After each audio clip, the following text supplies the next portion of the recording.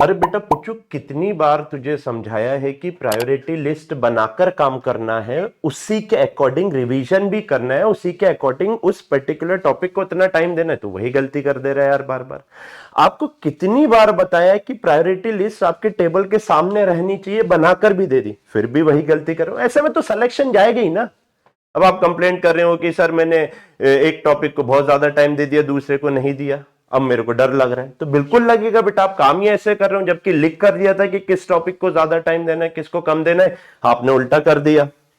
मुझे पता है बेटा, आप भी यही गलती कर रहे हो पुच्चू की तरह, और आप भी पुच्चू से कम नहीं हो। आइए मैं एग्जैक्टली बताता हूं कि आपको 2026 नीट के लिए कैसी प्रायोरिटी लिस्ट रखनी है, किन टॉपिक्स को कितना टाइम देना है, किसके कितने नंबर ऑफ रिवीजन करने हैं, सच दैट बेटा आपका बहुत टाइम बच सके और परफेक्ट स्ट्रेटेजी आप बना सके नीट 2026 के लिए, और मैक्सिमम मार्क्स लाकर अपना सिलेक्शन गारंटी कर सके। तो बच्चों, प्रायोरिटी लिस्ट बता रहा हूं, किसको लो प्रायोरिटी पे रखना है, किसको मीडियम और किसको हाई प्रायोरिटी पे रखना है, और इसके अकॉर्डिंग कितने नंबर ऑफ रिवीजन्स आपको करने हैं। चलिए स्टार्ट करते हैं बिना कोई देरी किए। सबसे पहले अगर मैं बात करता हूं तो लो प्रायोरिटी चैप्टर्स कौन कौन से आते हैं। Mechanical properties of solid, waves, wave optics या मैग्नेटिज्म एंड मैटर। देखिए ये वो चैप्टर्स हैं जिनसे कभी क्वेश्चन आता है या नहीं भी आता है। आएगा तो एक आएगा या फिर नहीं आएगा, या आप ये कह सकते हो कि 4-5 साल में एक आध बार, या 4 साल में 2 बार आएगा, 2 बार नहीं आएगा, आप ऐसा कह सकते हो। कभी आता है कभी नहीं आता है, टू बी वेरी स्ट्रेट, है ना। तो आप चाहो तो इन चैप्टर्स को कम टाइम दो, कितना कम, कम से कम टाइम दो, क्योंकि चैप्टर क्वेश्चन आने की प्रोबेबिलिटी कम है। अब बात आती है कि सर कितने नंबर ऑफ रिवीजन इनके करने हैं। 3-4 revision are more than enough.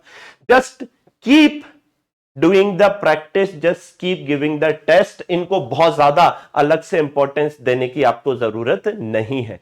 Next आता है बेटा आपका मीडियम प्रायोरिटी चैप्टर्स। इनमें वो चैप्टर्स आते हैं जो रिलेटिवली थोड़ा ज्यादा टाइम मांगते हैं, और यहां से क्वेश्चन शॉर्ट आता ही आता है। एक तो मिनिमम आ जाएगा, हो सकता है किन्हीं चैप्टर से 2 भी आ जाए। Alternating current, EMI, KTG, torque, angular momentum, rolling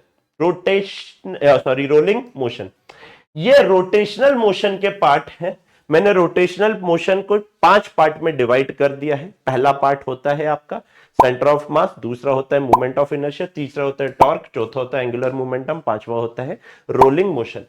इन 3 में से ये 3 जो हैं ये मीडियम प्रायोरिटी के हैं। टॉर्क, एंगुलर मोमेंटम से कभी क्वेश्चन आता है, कभी नहीं भी आता है, और आप ये मान सकते हो रोटेशनल मोशन से 3 क्वेश्चन आते हैं, जिसमें से 2 short centre of mass, moment of inertia से आता है, और एक क्वेश्चन इन तीनों टॉपिक में से किसी एक से आ जाता है, राइट।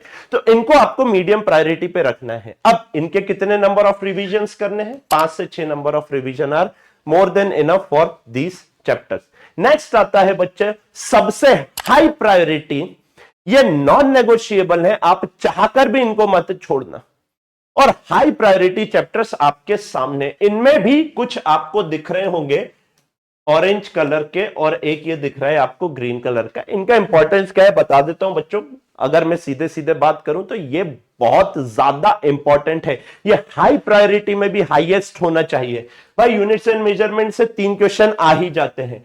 एक यहां पर एनएलएम है।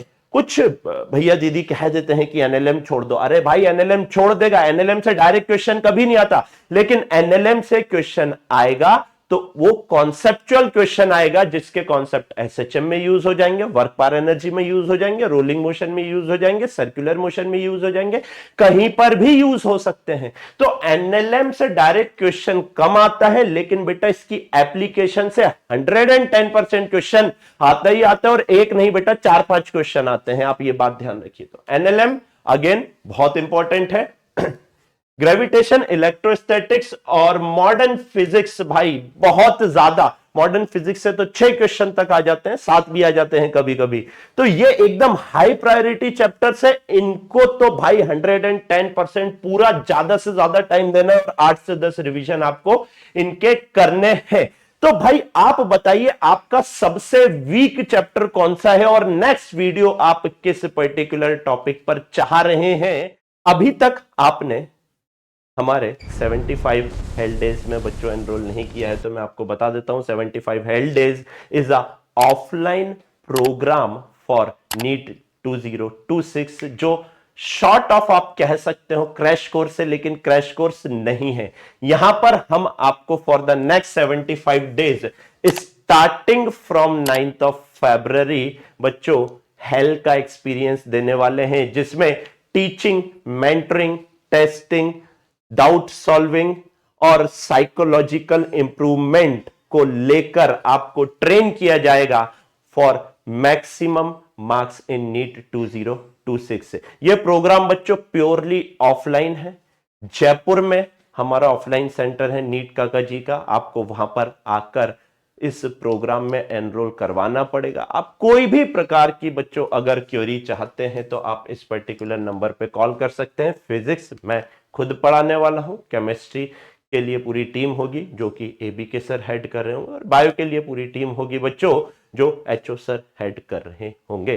तो if you want to take a experience of health such that आपके ज्यादा से ज्यादा मार्क्स आ पाए नीट 2026 में, तो बच्चों जरूर आइए। और अभी के अभी कोई भी क्वेरी के लिए इस नंबर पे आप व्हाट्सएप करना मत भूलिएगा। Thank you so very much. Take care. जय हिंद, जय भारत।